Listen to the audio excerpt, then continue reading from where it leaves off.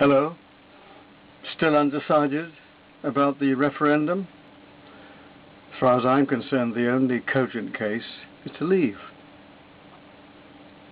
The case may be simply stated in 3 points.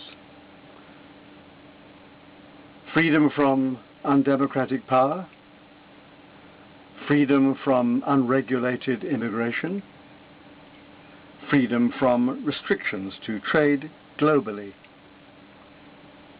In your decision, beware of the Joe Cox factor. Truly, no cause can justify such a hateful murder. Terrible. Tragic. May God bless Brendan and the children, and have mercy on the man who tried to save her. As for the killer, he should be hanged. But our liberal elite would not permit that. But blame the scare tactics of Cameron and Osborne enough to unsettle and anger unstable individuals. Joe's so-called martyrdom should not be exploited to bolster the Remain campaign. It remains flawed. For me, the biggest issue is sovereignty, not the economy. Whatever side one takes, a case built on economic forecasts remains almost as uncertain as the weather. Sovereignty is a matter of principle, not pounds. Are we to govern ourselves or be dictated to by others?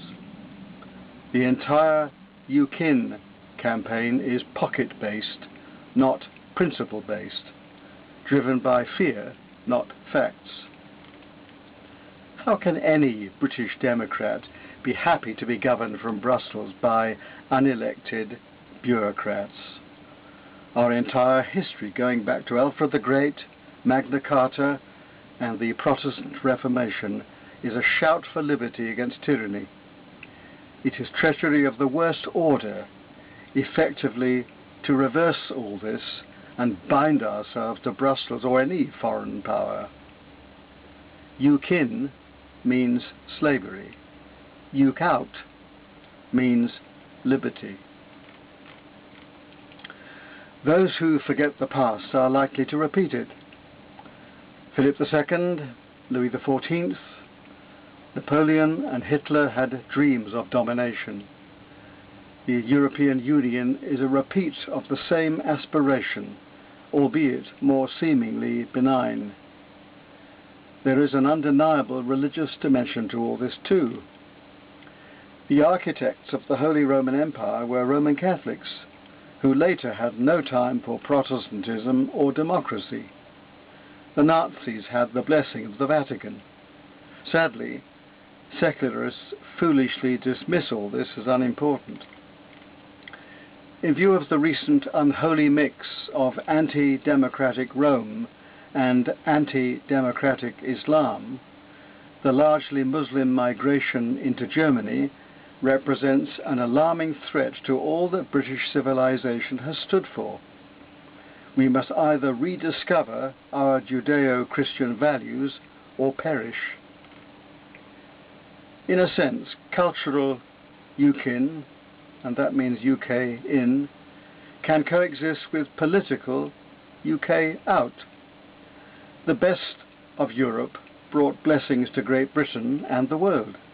I speak of medicine, science, literature, art, and music in general, and Luther, Calvin, Bach, and Beethoven in particular.